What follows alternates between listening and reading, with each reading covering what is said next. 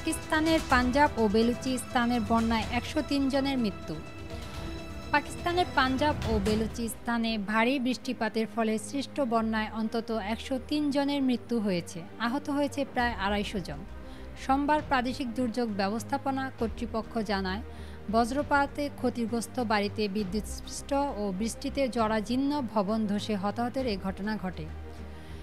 এরই মধ্যে এক বিবৃতিতে প্রাদেশিক দুর্যোগ ব্যবস্থাপনা কর্তৃপক্ষ এই দুই প্রদেশে বন্যা সতর্কতা জারি করেছে।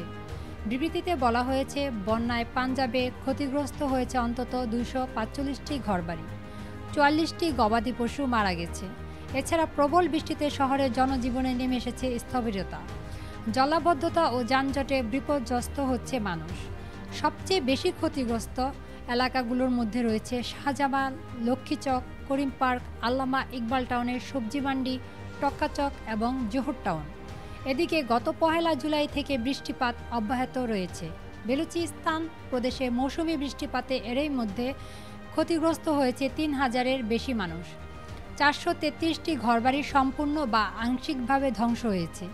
বৃষ্টিপাতে ক্ষতিগ্রস্ত হয়েছে প্রদেশের অন্তত ১৬টি জেলা। এসব জেলার বেশিরভাগ ইউনিয়ন পরিষদের জরুরি অবস্থা জারি ও দুর্যোগ আক্রান্ত ঘোষণা করা হয়েছে। সহবতপুরের জেলা প্রশাসক ফরিদা তারিন জানান, বৃষ্টির কারণে জুদাইরে একটি নদী উপচে পড়া এলাকা প্লাবিত হয় এবং বিস্তীর্ণ এলাকা ধানক্ষেত নষ্ট হয়েছে।